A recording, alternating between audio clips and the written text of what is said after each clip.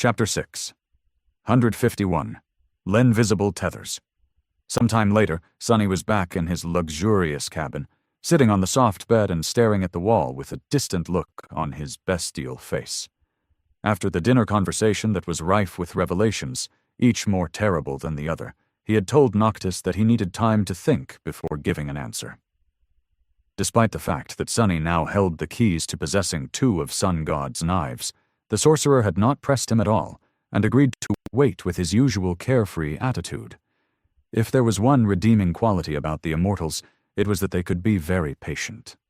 Now, the flying ship was moving, sailing across the skies on its way back to the sanctuary of Noctis. They would be arriving in a day or 2.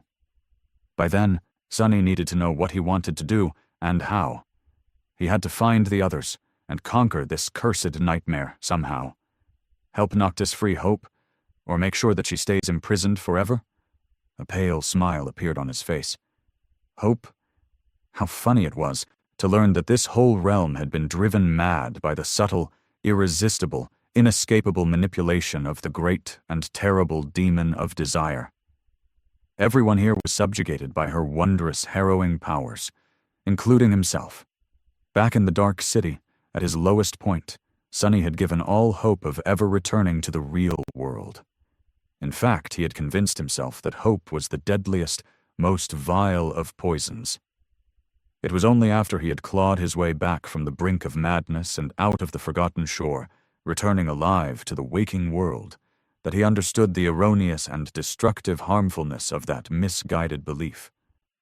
Sonny had built a modest life for himself, and found out that there were people who genuinely cared about him, and even more importantly, that there were people whom he cared about himself. That hope was not something to fear, but instead something to draw power from, something so vital that without it, there was no way to survive, and no real point, too. So, learning that his mind was now literally being poisoned by hope was full of incredibly bitter irony. How fitting, he sighed, and then stared at his 4 calloused hands.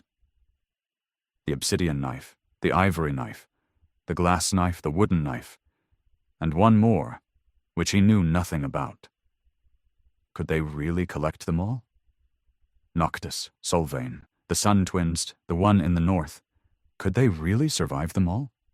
Whether he liked it or not, there was only one inevitable way to find out. First things first, he was going to have to make his way to the Ironhand Island to see if the others had left clues to their whereabouts. Luckily, it was not that far from the sanctuary. Noctis had said that Sonny's new heart needed a week or 2 to settle, whatever that meant. So he wouldn't be able to go right away. But the goal was already in sight. After the cohort was reunited, they would have to make a decision about which side to support. The others.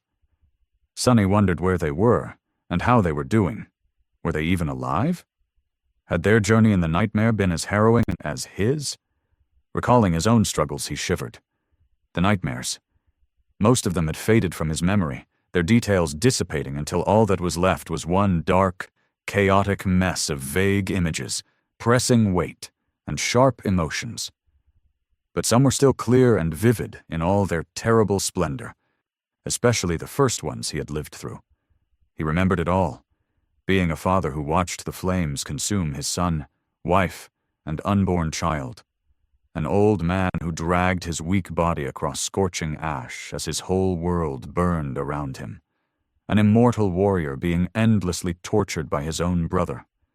And a cunning shadow who had grown too tired and indifferent to care about life.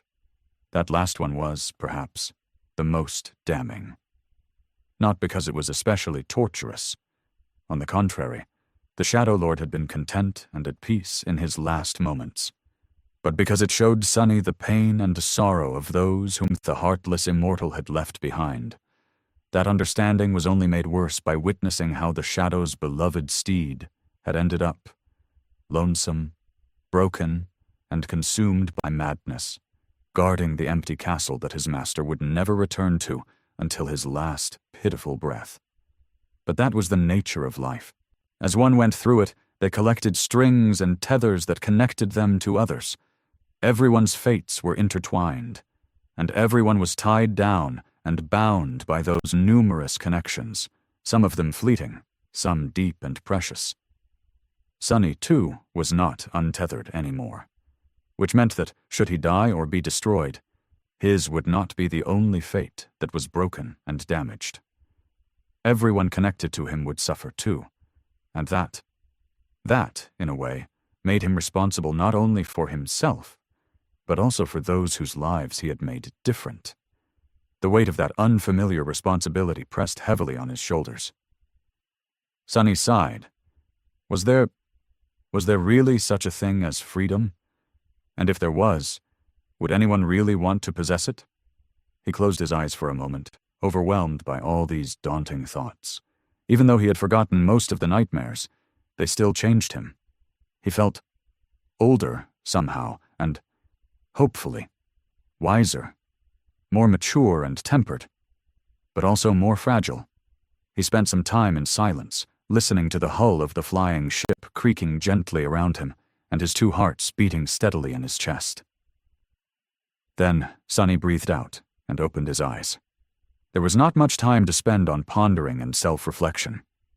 A nightmare was a place for action, not philosophy. The corner of his mouth curved upward. Fine, let's get ready to act then. First, I should probably, finally, check on all those rewards I received thanks to that damned horse. And there were plenty.